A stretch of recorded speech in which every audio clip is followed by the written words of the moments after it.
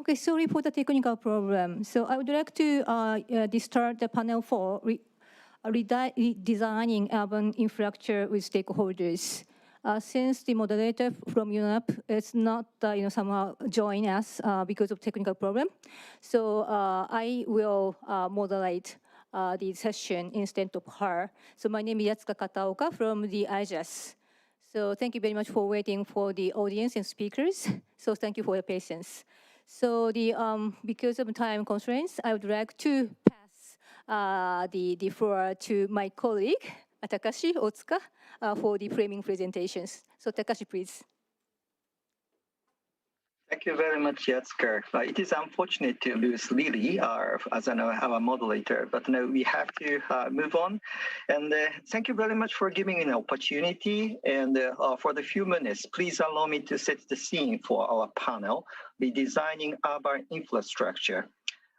With the stakeholders. The questions here are, what do we mean by redesigning? And what kind of infrastructure do we need? And who do we mean by stakeholders? Next slide, please. First on redesigning. Building on the messages of achieving green recovery and building back better. At Petersburg Climate Dialogue held last year, the platform for Redesign 2020 was launched by the government of Japan to maintain the global momentum. This platform showcases policies from UNFCCC's parties that enable a green recovery from COVID-19 and collates key messages from non-state actors. This platform is founded on the idea that COVID recovery is a window of opportunity to overcome not only the pandemic, but also environmental crisis. Next slide, please. Along with the launch of the platform, IJAS has developed an analytical framework to examine green recovery aiming towards sustainable, resilient, and inclusive societies. The Triple R framework is composed of 3 building blocks, namely response, recovery, and redesign.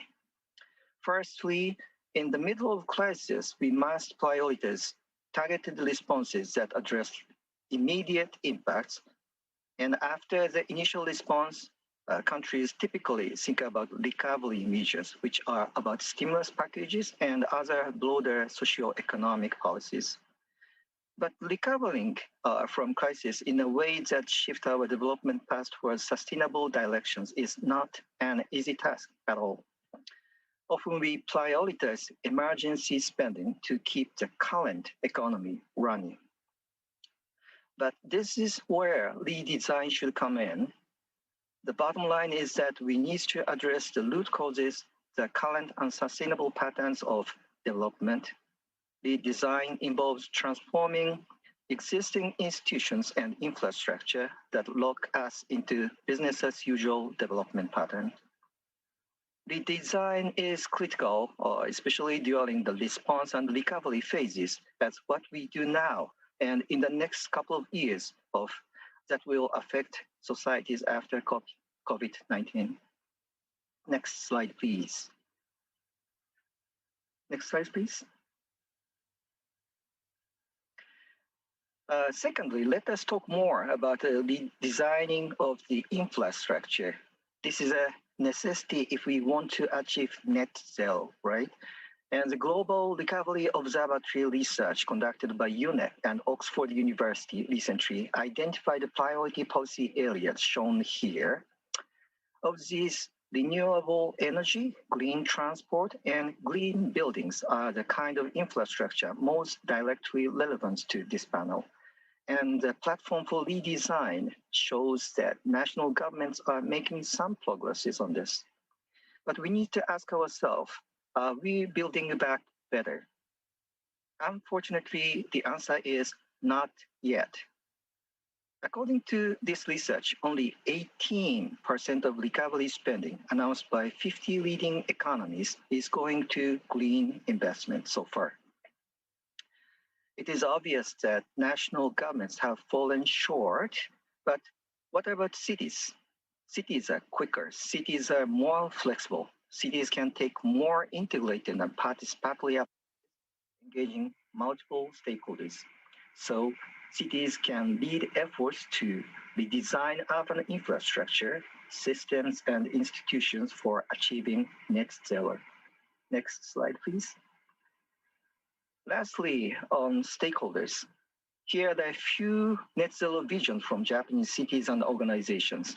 All includes key infrastructure, renewable energy, transportation, and buildings. But importantly, some illustrates how people interact with such infrastructure. So stakeholders therefore consist of not only governments and businesses involved in planning and building infrastructure, but also all the citizens who use these services. And it's not just the citizens in one community. The bottom left image illustrates linkages between urban and rural communities, showing that relevant stakeholders may extend beyond those administrative boundaries. So working together with all these stakeholders to win the race to zero remains our challenge. And with that, I am very excited to listen to the stories by the distinguished speakers here with us who can inspire us to win this race together. Thank you very much for your kind attention.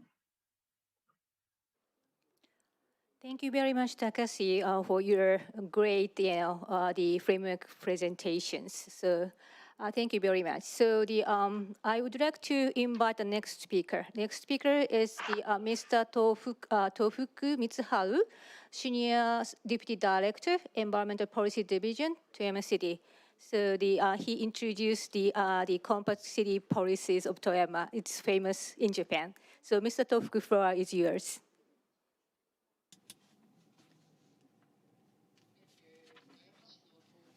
I'm Tofuku from Toyama City. Thank you very much for this great opportunity. I belong to Environment Department. We are promoting environment-related policies, improving stakeholder relations, and so on.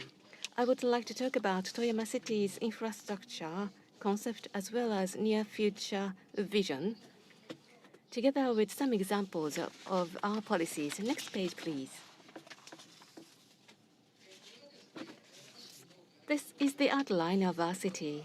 Our population accounts for 40% of the Toyama prefecture, from Toyama Bay at sea level to very high mountains, Mount Suisho in the Tateyama mountain ranges. We have a vast land area.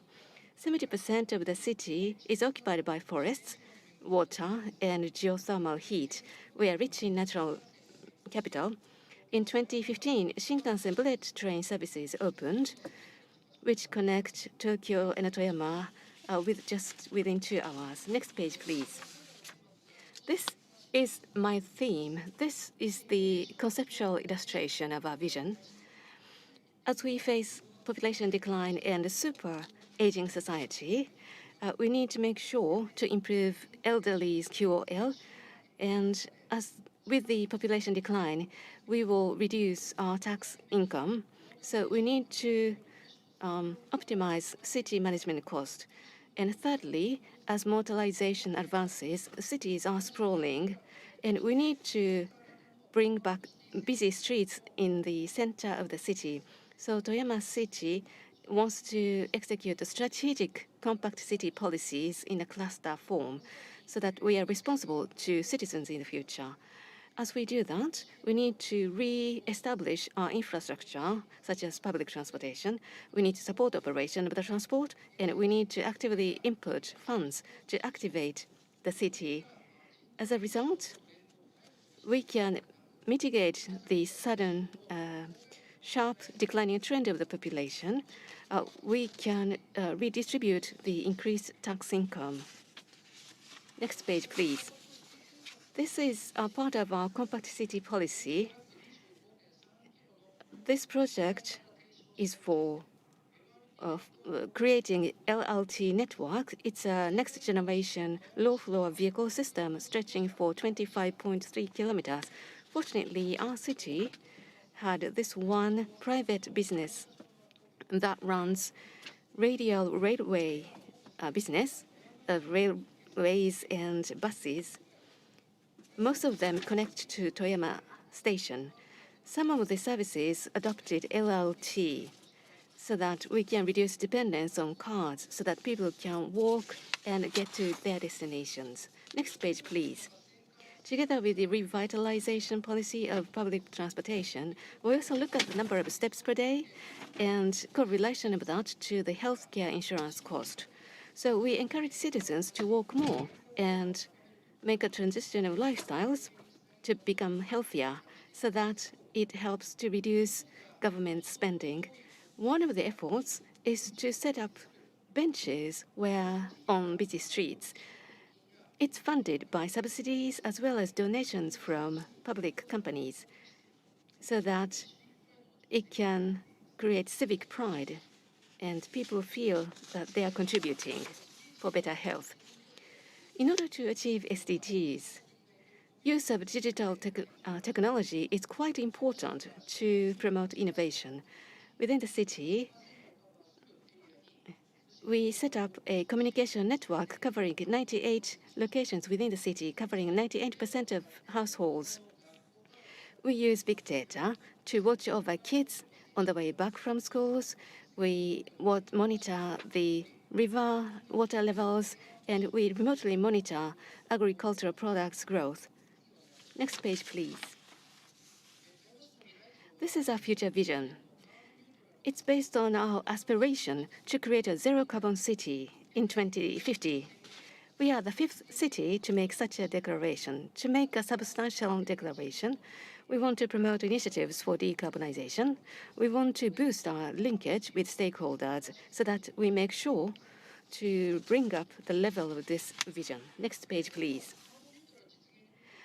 To achieve carbon neutrality, since 2019, we've been working in this platform meeting mechanisms together with energy companies, universities, banks, and administrative bodies. In March this year, we defined Toyama City's energy vision, under which renewable energies expansion, energy saving promotion, and public and private sectors collaboration initiatives are included. This is the milestone for carbon neutrality.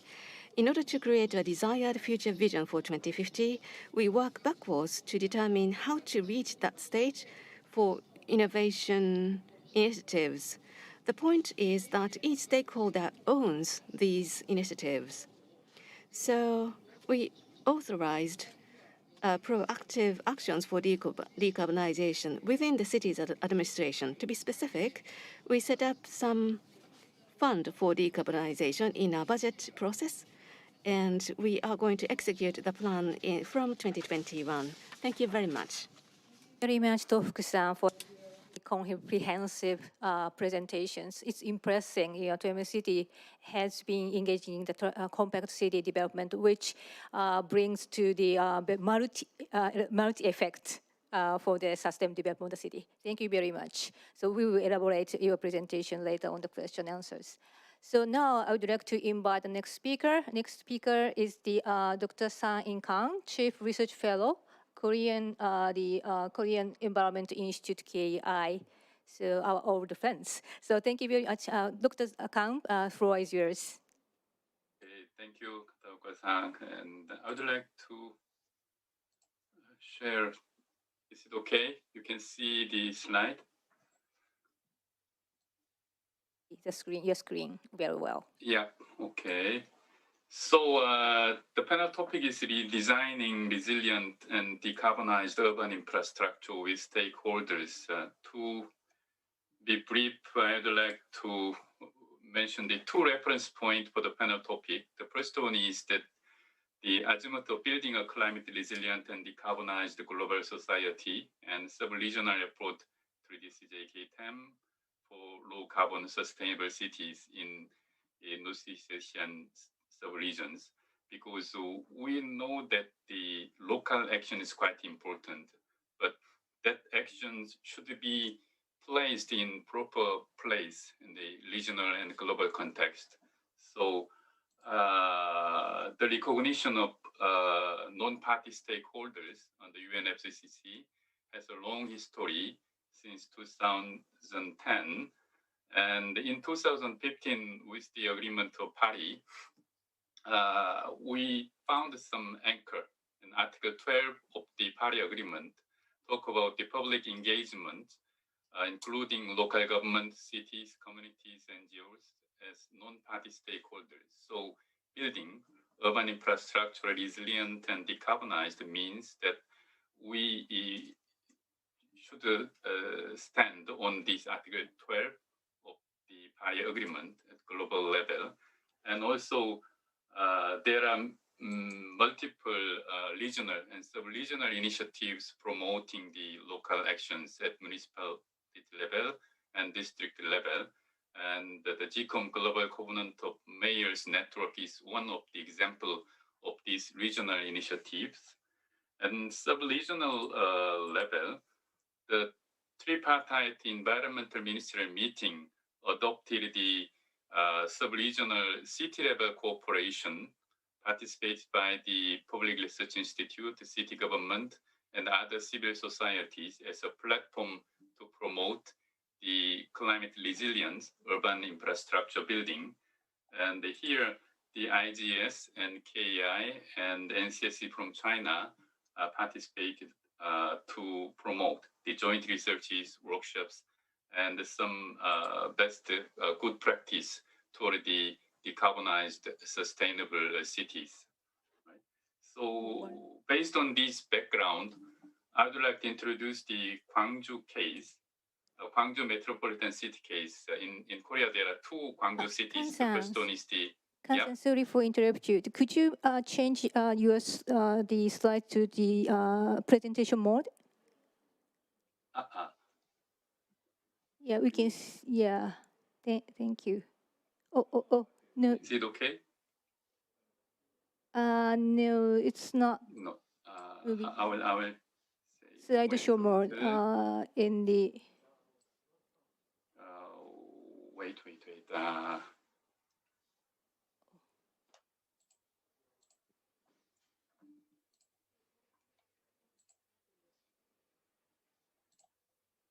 Now it's okay? Yes, I think it's okay. Could you move on? Thank you. Yes, thank you.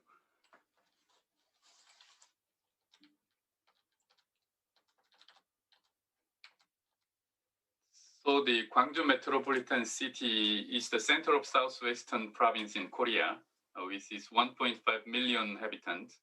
In 2004, Gwangju set the BAU 20% cut target by 2020 and became the first pilot city on local climate action in Korea, followed by the installation of climate policy department in the city government, supported by task force and all citizen committee. So as early as 2008, there was a close collaboration between city administration and citizen groups. And recently, Gwangju Metropolitan declared net zero 2045 with citizens last year. And this represented a more ambitious target than the national one. We declared recently the Korean national 2050 net zero target, including in the revised NDCs submitted to UNFCCC. And Gwangju metropolitan city has a long track record on the low carbon city development, and the details may be shared later after this presentation. And there are two key elements of the resilient urban infrastructure building. The first one is the Gwangju in energy transition on the climate emergency. And the second one is the net zero 2045. And this slide shows the establishing a regional energy plan with citizen participation. Here, the Gwangju Regional Energy Transition Network engaged directly in the conceptualization and the declaration of the future energy vision 2040 of Gwangju Metropolitan City Government. And this slide shows the process of the public participation from conceptualization and workshop and experts group consultation and final declaration of the energy vision. So this is the enabling conditions to achieve the more low carbon energy transition strategy in Gwangju. And last year, the Gwangju Metropolitan City Government, together with the citizen network, declared the climate crisis emergency, which set out the 2045 net zero target. As I told you, that this is more ambitious than national target, and to provide the enabling conditions to this ambitious target, there are two work streams to enhance the resilient capacity. The first one is that in setting the new goals for carbon neutrality 2045, they prepared some very well identified the roadmap and milestones every 5 years to be taken till 2045. And the building the policy development infrastructure with citizens are the key point to assure the successful accomplishment of the target. And here, citizens participate in the climate crisis emergency action and the climate crisis emergency headquarters, and also the carbon neutral city promotion team was launched newly. It is headed by the deputy mayor of the administration. So before, it was the division director who is in charge of the low carbon city policy development, but now it is the deputy mayor of the city work directly on this kind of net zero 2045 target monitoring and implementation. And I would like to say that the implementation is supported by the local think tank and the citizens. And in 2010, Gwangju Metropolitan City Government introduced the specialized Center for Research and Implementation on Carbon Policy Development. And they developed the urban carbon management system based on the local GHG inventory. And they used the GIS information system to see where the major emission is coming from and how to manage and monitoring those emissions and annual assessment base. This shows the web-based user interface to reduce the local carbon emissions. And this UCMS, Urban Carbon Management System, support the low carbon spatial planning of the city level. So this is one of the important success factors in accomplishing the 2045 target in coming years. And the second one is the center, International Center for Environment and Climate, is developing real-time, hourly based urban assessment modeling systems. So by getting the scaling down the global focus system database with weather research framework model up to 100-meter scale in Gwangju metropolitan area. So this modeling tell us the wind, temperature, and major emission resources in GIS based in 3 dimensions. So for example, this is the small district located in the city government building. So topology analysis in 3D, based on that analysis, we are calculating the wind and the heat island analysis and forecasting services in 24 hours advance. So we can inform the citizens to be touched by the heat wave and heat island, so they can accommodate to those heat events.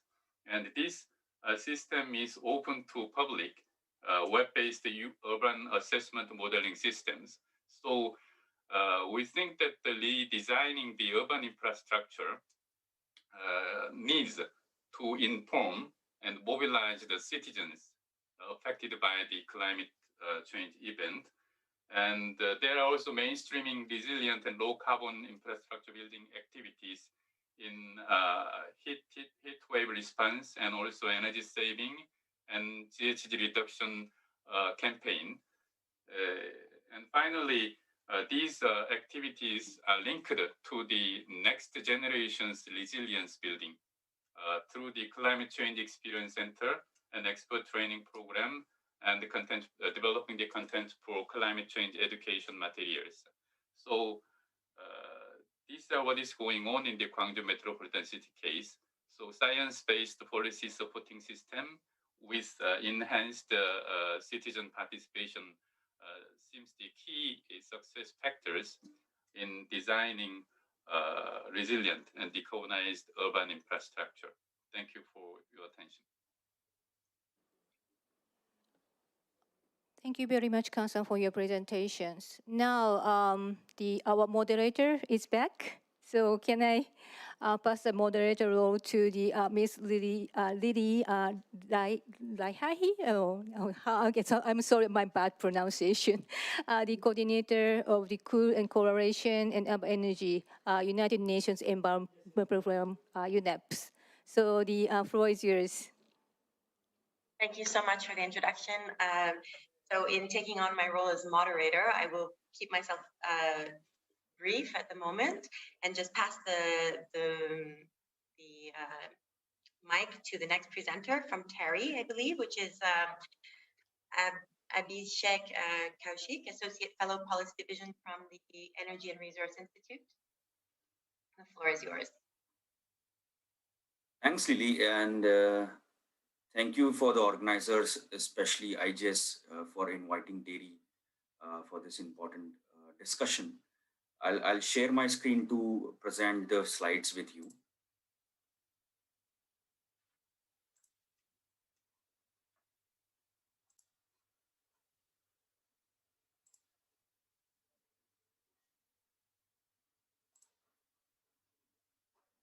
I hope my slides are visible. Thank you. Thank you for confirming. So just a brief introduction. My name is Abhishek Kaushik, and I am an Associate Fellow and Area Convener with the Earth Science and Climate Change Division at the Energy and Resource Institute, TERI. TERI is a leading think tank based in India, and we largely work on various issues, including climate, energy, environment, waste, other natural resources, etc. In today's presentation, I'll focus on some of the low carbon initiatives taken up by Indian cities and some of the options which the cities can look for achieving carbon neutrality. For the benefit of the participants and the larger audience, I'll also like to start with some key highlights of India's progress on climate, particularly taking references from the very recent third biennial update report of India, in which, as you can see, in 2016, the total greenhouse gas emissions from India were 2,838.89 million tons, and inclusive of LUCF, it's 2,531.07 million tons. If you look at the NDC commitments, and one of the commitments with India actually made is on the emission intensity target, and we are very well on track to meet our target and of reducing 33 to 35% by 2020. And in this regard, we have already reduced the emission intensity by 24% between 2005 and 2016. Now, in terms of the climate change action plans, India has a very comprehensive national action plan on climate change, which was tabled in 2008. And specifically for disaster management, there is a national disaster management plan, which was launched in 2016. So these two are basically elaborate strategies for reducing climate change-induced vulnerabilities in the states. For some of the city-specific climate actions, there are also specific smart city mission and Atal Mission for Rejuvenation and Urban Transformation. Both are these Government of India schemes. These were launched in 2015. And as you can see, under the Smart City Mission, there are 100 cities who have been selected for various interventions, including waste management, water management, and other sort of climate mitigation and adaptation actions. Now, if we talk about some of the adaptation issues, particularly in case of India, as most of you know that we are a very vulnerable nation with respect to extreme weather events. Approximately 30% of our population is dependent on rich exploitable coastal and marine resources. Now, two of the economic hubs, the major centers, Mumbai and Chennai city in India, are located along the coast. So for us, the issue of climate resilience, risk mitigation is very important. And if you see the overall 60% of the India's current GDP comes from the cities and towns. So just to give you a background about some of the progress which we have made in terms of climate action. Now, looking at the subnational actions, the state governments, various states in India, are contributing towards meeting the national goals, including NDCs, through their state-specific climate action plan. And all the states, in fact, submitted their state action plans way back in 2013, and now they are in the process of revising their state action plans. These are the plans in which state actually identify what are the mitigation and adaptation measures they are taking, and what sort of requirements they have from the international community, including finance, technology, and capacity building. More from the cities, I think there are a number of cities who are voluntarily participating in initiatives such as ICLEI SANC40 initiative. And there are 6 cities in India who are already signatories to and participation in C40 initiative and preparing city-specific greenhouse gas inventories and developing mitigation strategies. Also, there is a climate smart city assessment framework, which is developed by the Ministry of Housing, Urban and Urban Affairs, which actually ranks different cities on various parameters, one of which is, of course, around energy, green building, urban planning, and biodiversity-related issues. So these frameworks actually help cities to achieve some sort of good ranking every year based on the framework which they actually used. Now, as I mentioned, there are 6 cities which are already participating in the C40 city initiative, and they are actually working towards preparing a comprehensive greenhouse gas inventory and also looking at some of the mitigation options. Just to share with you a case of the city in the southern part of India, Chennai, where they, as part of the C40 initiative, they have actually prepared a very comprehensive plan, including their total greenhouse gas emissions, as you can see on the screen. And I'm sure this would be also sort of, the emission looks very similar to the other cities as well, as the majority of comes from stationary, followed by transport and waste. The same, there is another city in Kolkata, where they are also working with the C40 city groups. They have recently come out with the city-specific emission inventory for the year 2017, and we at TERI actually supported the city to develop the greenhouse gas inventory. Now, there are few more initiatives which are there in India, one of which is supported by EU, which is Urban Low Emission Development Strategy.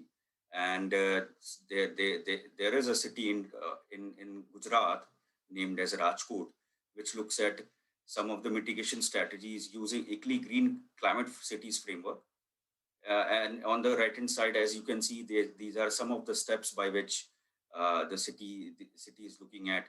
First of all, analyzing some of the priority areas, then develop an action plan, and further implementing policies towards, let's say, mitigating greenhouse gas emissions, with the larger objective of achieving a low carbon development pathway.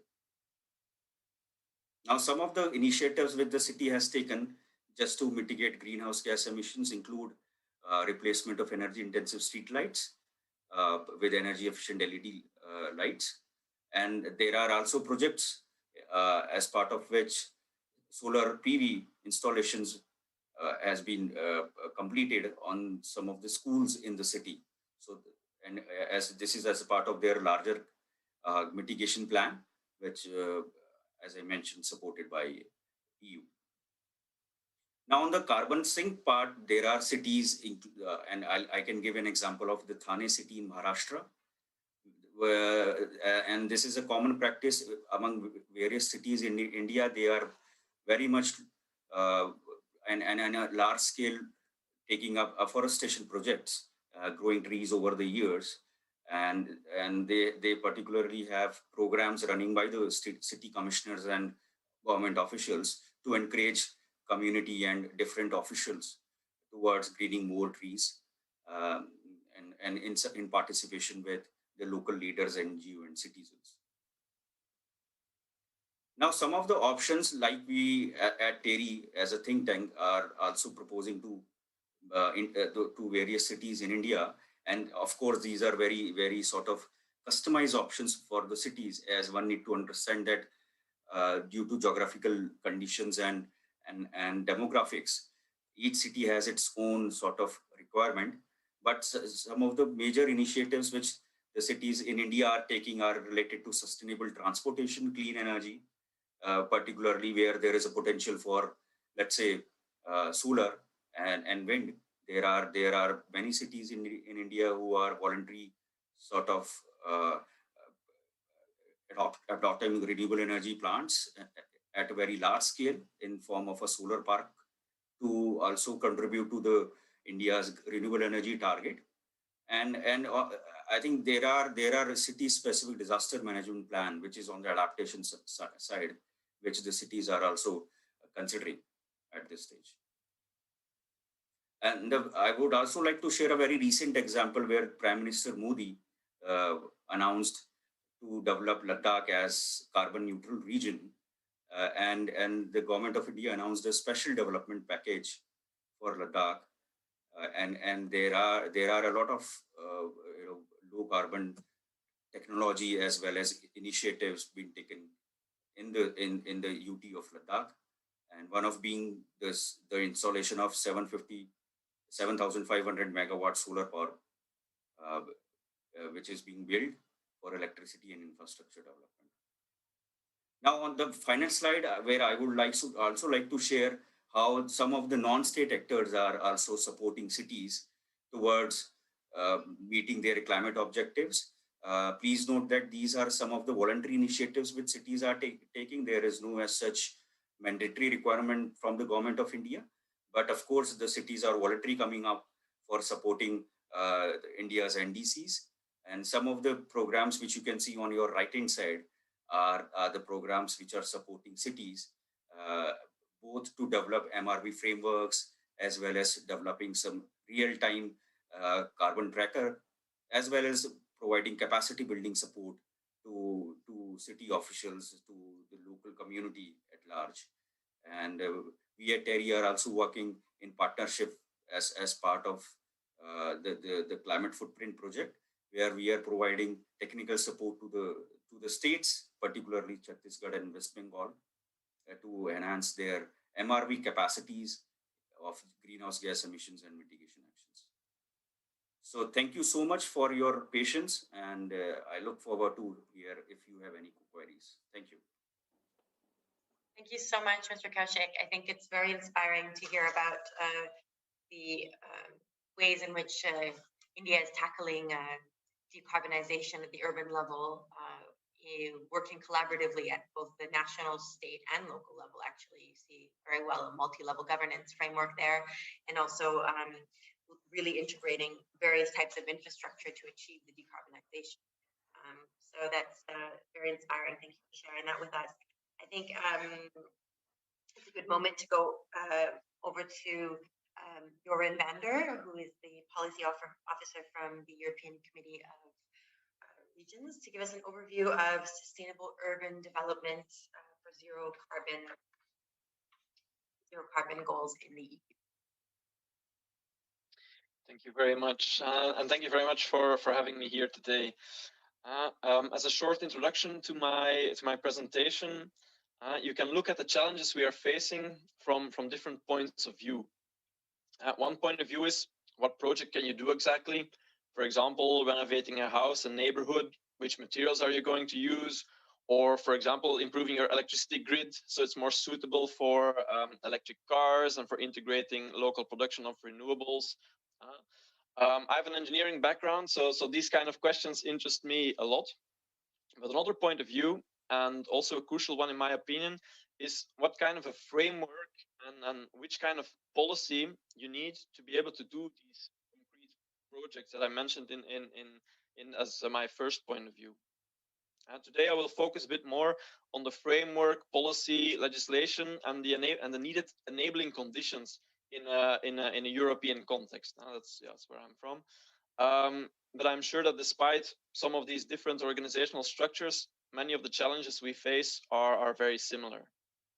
So I work for the European Committee of the Regions, which represents local and regional authorities across the European Union, and which provides advice on new laws that have an impact on regions and cities.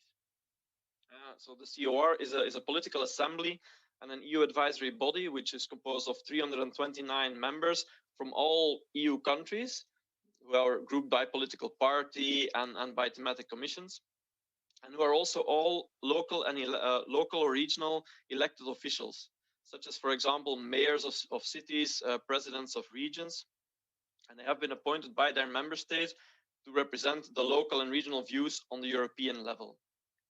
Now, what is the purpose of all this? And the purpose of all this is to give local and regional government a say in the drafting of EU legislation in the name of 1 million local and regional politicians.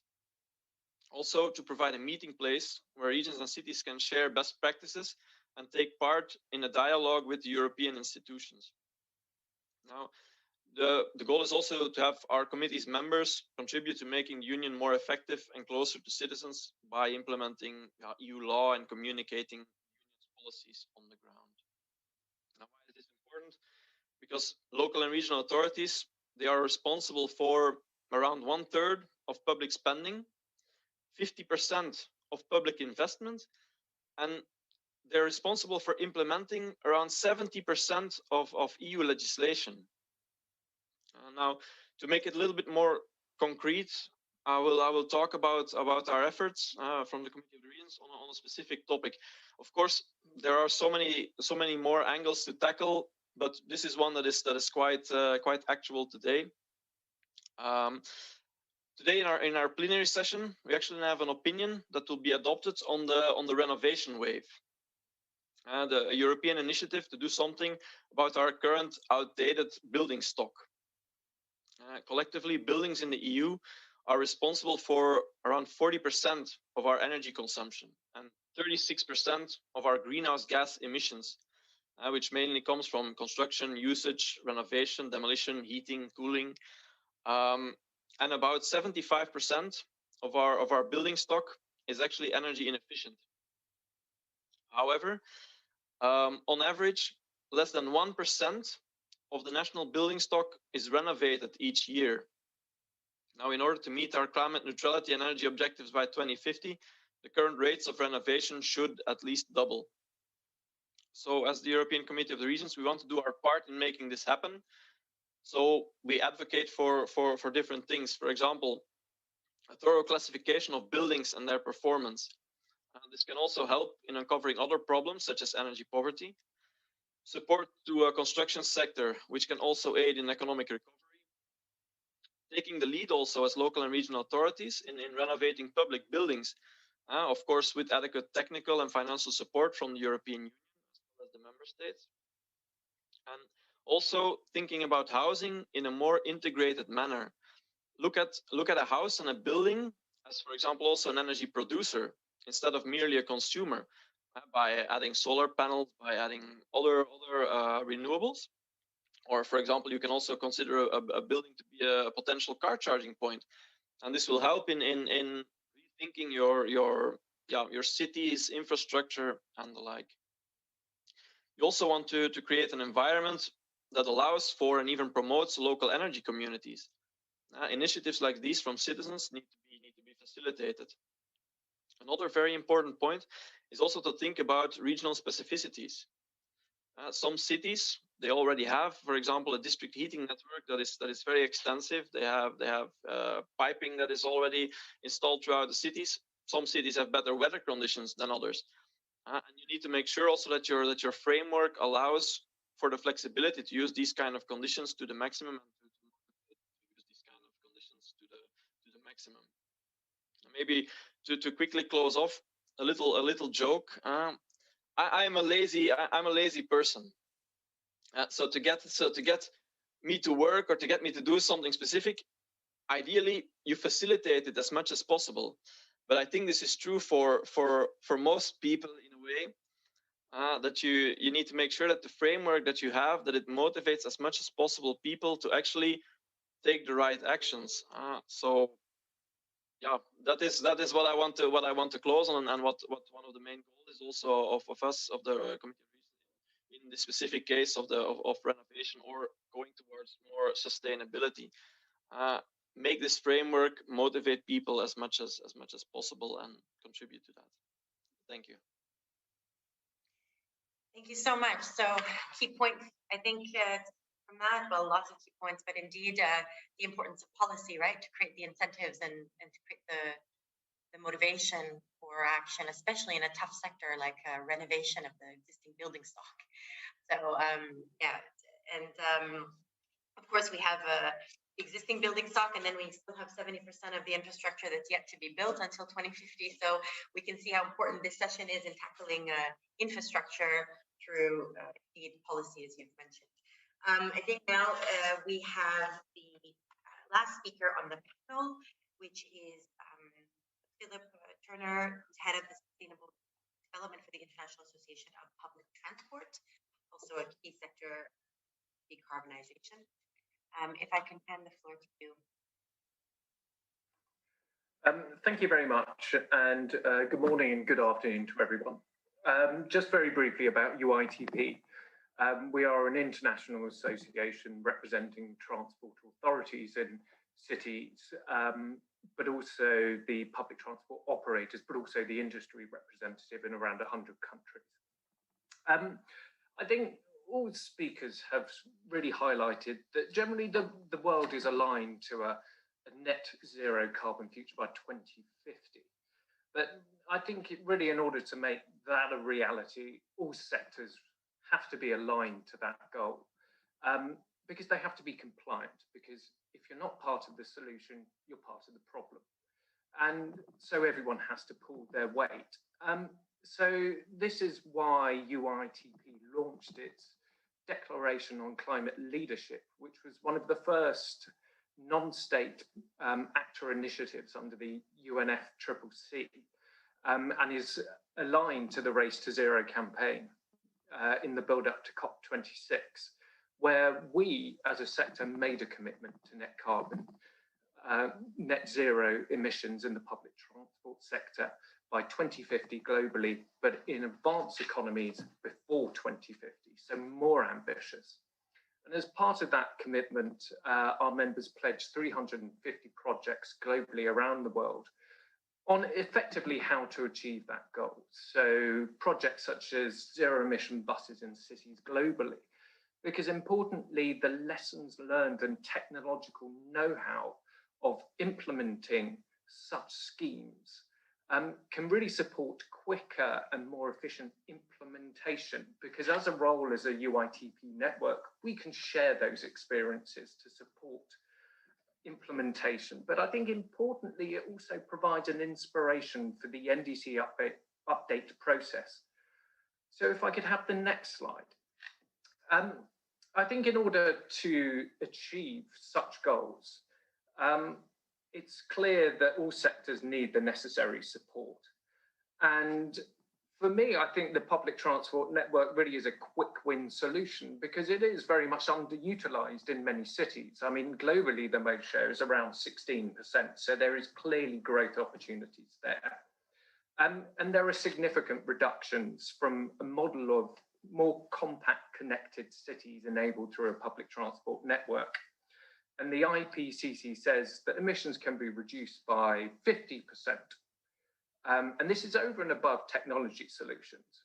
And we term this as transit-avoided carbon. And as the slide illustrates here, it is delivered through three important factors.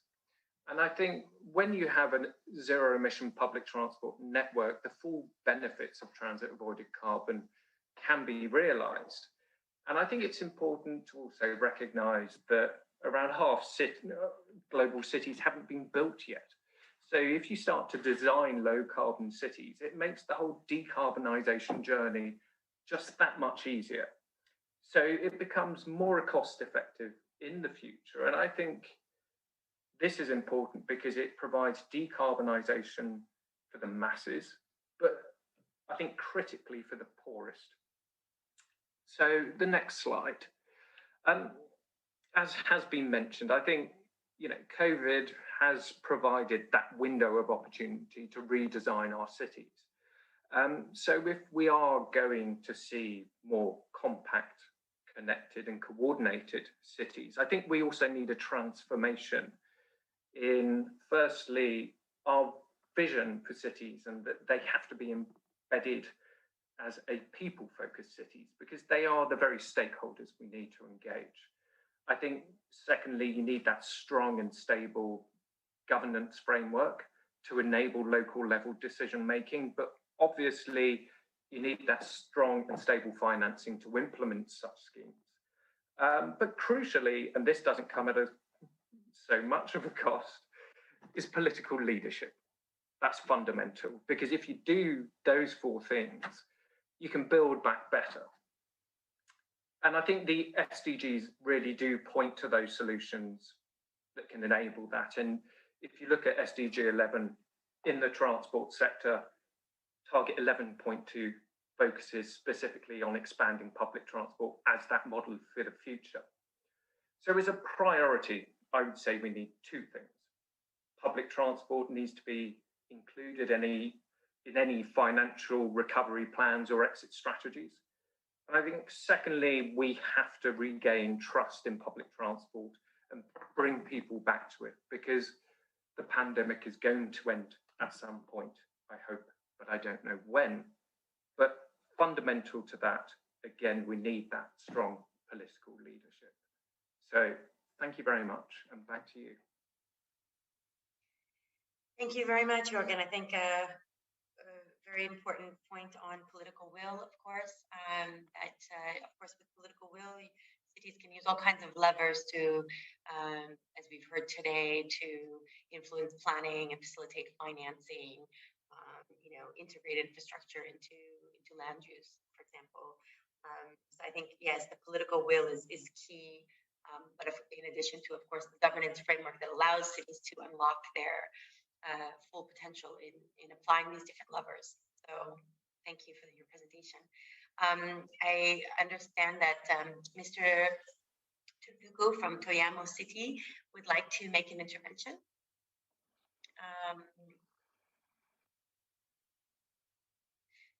So if, given that we are limited in time, we would like to ask each intervention to be limited to 2 minutes. I think the main questions that we are asking for participants to... if you could share my slide.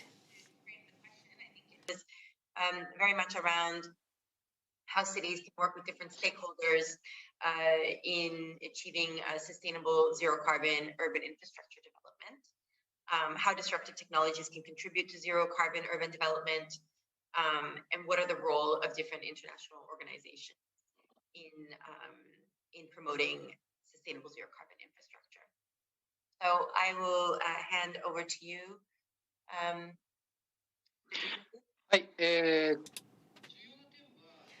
What's critical here is, in addition to traditional policies, we need to have a backcasting SDGs viewpoint.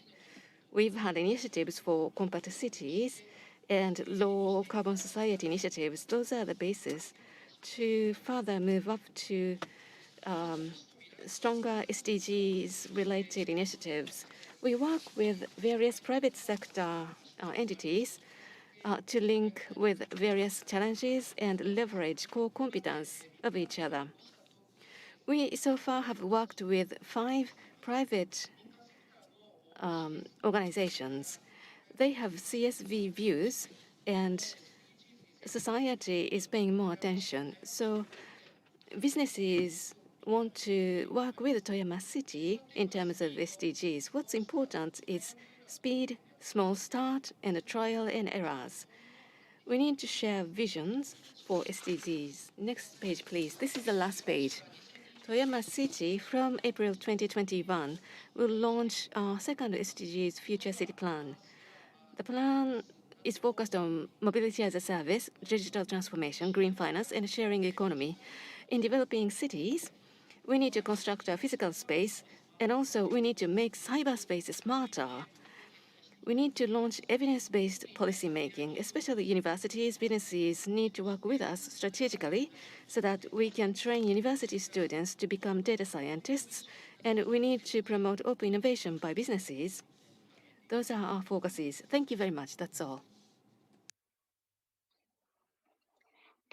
Well, thank you. I think very inspiring how you've managed to integrate the SDGs into the urban planning framework. I think this sets an excellent example for other cities. And of course, the importance of compact planning in a city, mixed-use compact planning in terms of transforming or in terms of tackling emissions in a city has also been exemplar in Toyama City. So thank you for that. Maybe I can hand over to, we could have perhaps Mr. Takashi, if you'd like to give any intervention on the question.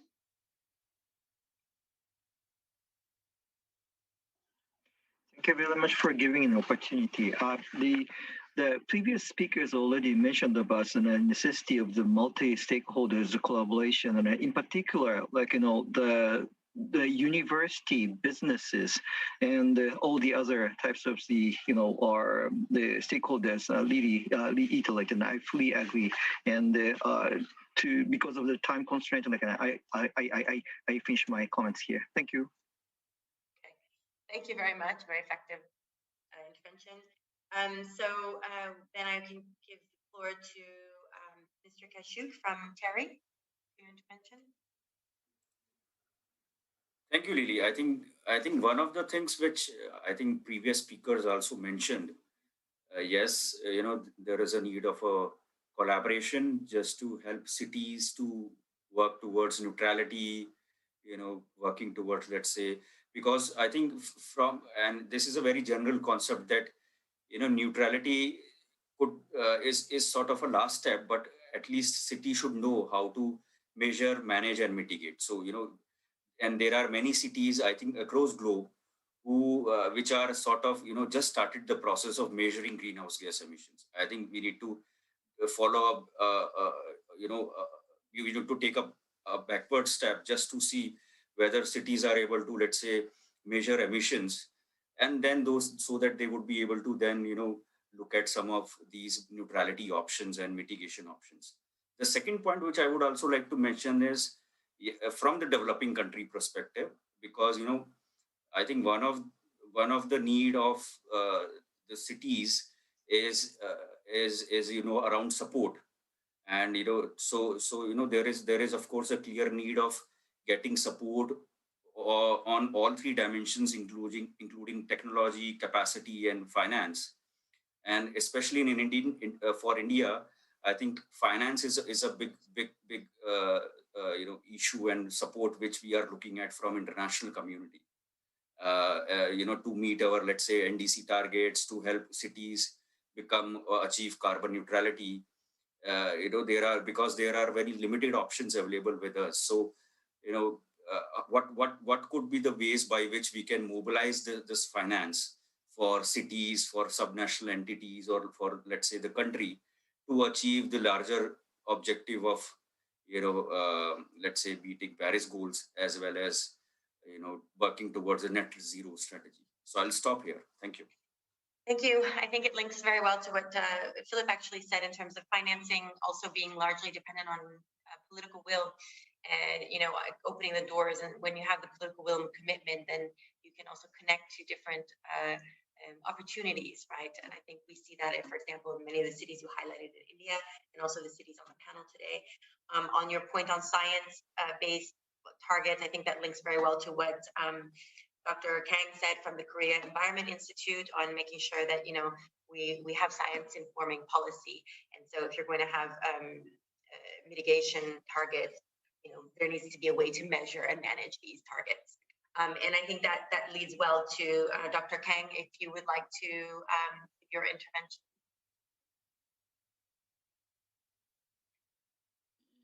Yes, you already mentioned the point that I wanted to raise. So in working on the local climate actions with multi-stakeholders, including the city government officers, local experts, and the citizen groups, I found that the political leadership is much important to mobilize all these stakeholders.